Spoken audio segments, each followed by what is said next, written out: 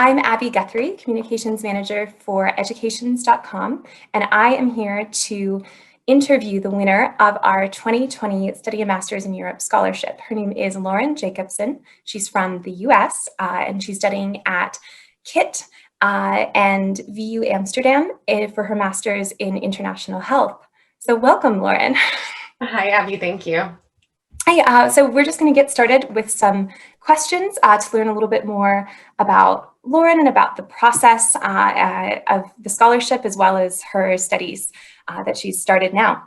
So I will get started on the country. So you chose to study abroad in the Netherlands. Can you tell us why you picked it? Yeah. So there are a few reasons why I chose the Netherlands. I think from a professional standpoint, I'm a women's health nurse practitioner in the US, and I'm largely focused in sexual and reproductive health rights and gender-based violence prevention and mitigating the effects of it. And the Netherlands is very progressive in the area of sexual and reproductive health rights. So that was appealing. They also have, from a nursing standpoint, if I wanted to eventually work as a nurse here, they do have nurse specialists, which are kind of similar to the nurse practitioner role in the US. So that was appealing as well. And then I think also with just thinking of where I would want to spend my time, I've been to Amsterdam twice and really fell in love with the city, and I love the biking culture and everyone's kind of laid back.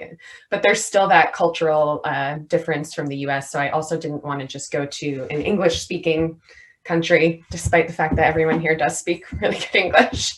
So yeah, it felt different enough, but not too shocking. Perfect. And how did you pick this program in particular?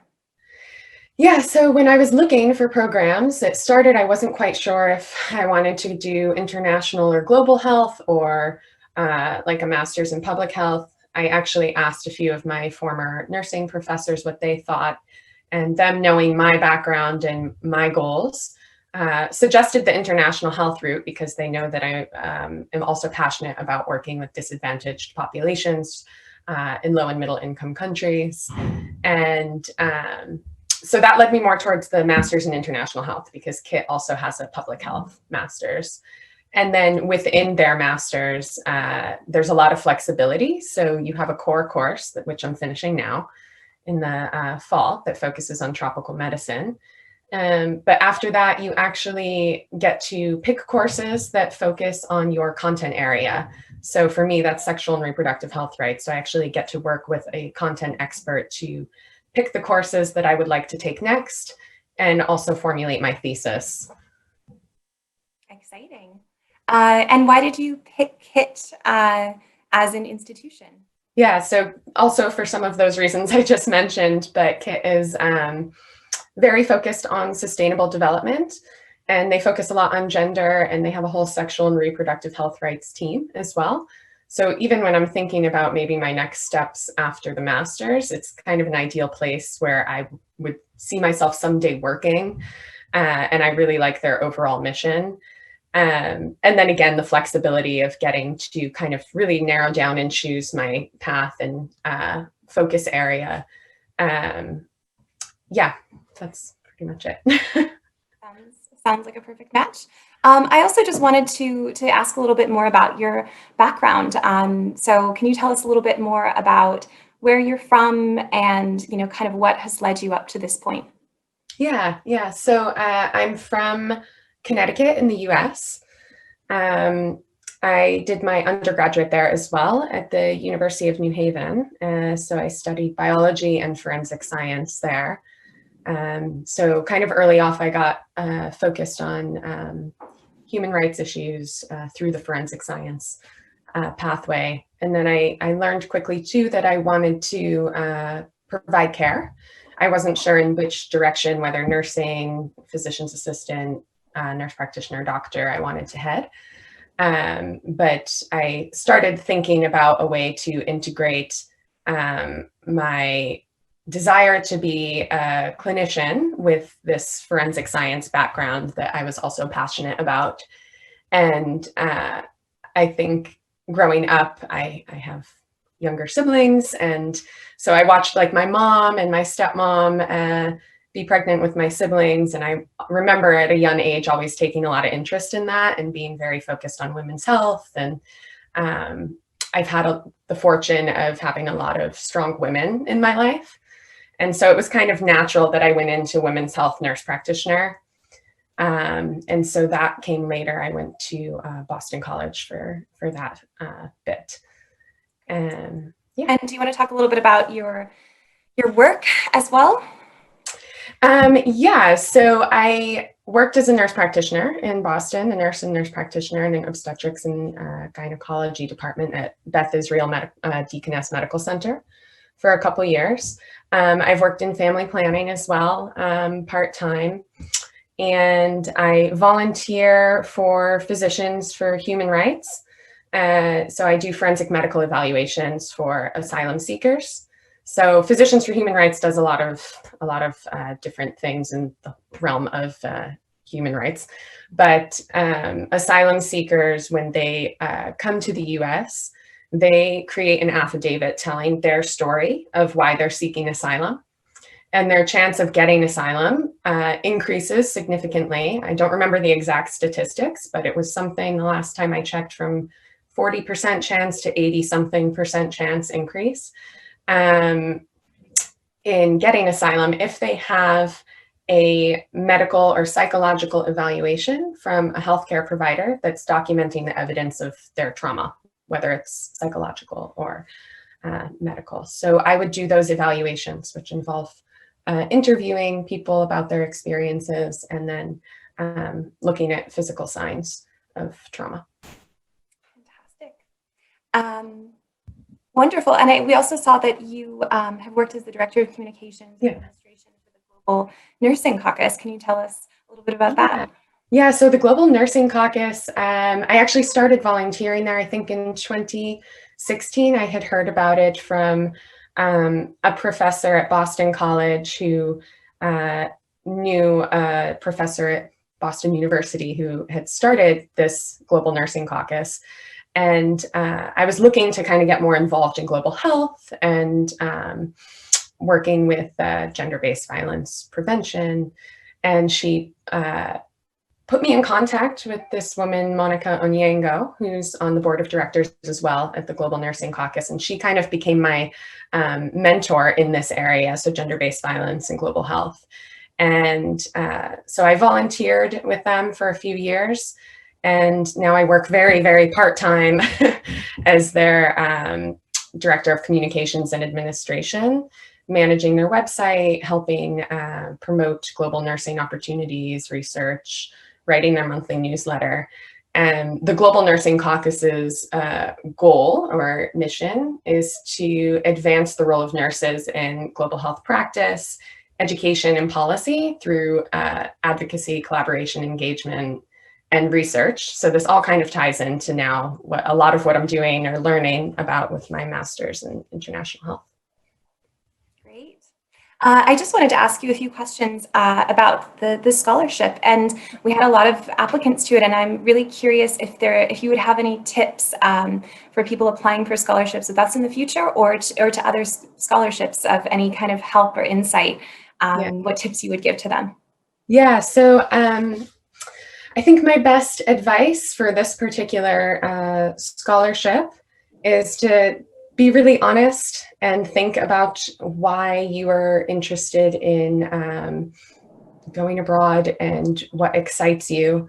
It can be difficult, I think, sometimes to be honest and really open, but I think when you're writing a piece that is designed to catch people's attention, being honest and open can really be helpful. And I think in general with scholarships, I did a lot of Googling. So definitely do that. Use the scholarship portals. I was quite hesitant actually using those because I wasn't sure if any of it was legitimate or not. And it turns out it was, so that's great. And then I would ask also other students or people that you know who have applied for scholarships before. Fantastic. Thank you. Thank you for sharing that. All right, I think to close up, I'd like to just ask you a few questions about your studies now. I'm curious about how the COVID-19 outbreak has affected your studies or changed your plans in any way. So I guess I'll start there. Yeah, that's a really relevant and good question. Um, yeah, COVID, I wasn't even sure I would be able to come. So I had been thinking about moving and studying abroad for 2.5 years, had finally decided, okay, I'm doing it, got in, and then I was like, oh, there's a travel ban. I don't know if I'll even be able to go. So it was a lot of anxiety up until the last minute, figuring out if I would be able to travel. I'm very fortunate to have been able to travel. There are some people in our program who, one person was just now able to come. So I am lucky, and it's definitely different than I envisioned studying in the Zoom social distancing world. Again, we're fortunate enough from the government standpoint to be able to still be in class. There's about 28 of us, and so we're in a big auditorium where we can social distance. Um, it's not quite the socialization picture that I envisioned, meeting new people, but again, still fortunate to be able to interact with people from all over the world in this course. Um, and then as far as living in Europe goes, I love Amsterdam. It's wonderful to be able to bike around, and it's beautiful. And I have been able to go to some museums and do a few cultural things. But I haven't gotten to, travel around Europe the way that I had maybe hoped. But again, I'm pretty grateful to even just be here. Great, thank you. Yeah. And what is your long-term? Can you talk a little bit about your long-term goals with this program and where you hope to go in the future? Yeah, the big question. So I definitely am still planning to stay focused on sexual and reproductive health rights and um, gender-based violence prevention and management. I go back and forth between, do I want to jump back into providing hands-on clinical care, or do I want to do more project management? Ultimately, what I'd like to do is have a sustainable impact and encourage other people to do the same. So I think the nice thing is that I'm flexible, and I have a lot of ideas of things that would interest me, but yeah, I'm still narrowing it down. I like the idea of working for an international organization, gaining new skills, but I also really find a lot of value in advocating for my patients and caring for patients, but there are other ways to do that as well. So I know I want to focus on disadvantaged populations, and I'm still figuring out the exact next steps, but this international this master's in international health is definitely helping me connect with other people and get more ideas, but also figure out what things specifically I really value as well. Yeah, I think some of that speaks to the final question that I have for you, but maybe you could add a little bit to it. In the essay prompt for the scholarship, we asked the candidates how they see themselves and developing as a globally minded leader in the future, and kind of how will this program fit into that? What do you think now that you've gotten into your program and you've begun your international study? Yeah. So I think, like I said, if I want to work with an international organization, or if I'm working in hands-on patient care with people from other countries and cultures, so refugees, immigrants, or if I'm working in a low middle income country, one of the big things that is so important is having, being able to communicate across cultures and collaborate with people from different countries and across cultures. So when you talk about globally minded leadership, I think that one of the things we get through travel and maybe educational training, because we've had some courses on this fall, is a broadening of your mind and being more aware of maybe what biases or cultural values you bring to the table, but also how that affects the people that you're either working with in an international organization, or the patients that you're seeing and how it affects their health, colleagues, whether they're clinicians or project leaders. I think that the big thing that I've seen is I've started to expand on that, I guess, globally minded leadership bit through learning about intercultural communication and getting to know myself a little bit more as well. Wonderful. Thank you so much for your time. We're so thrilled to award the scholarship to you. And thank you so much for sitting down and sharing a little bit more of your story with the educations.com audience. So thank you so much. Thanks, Abby.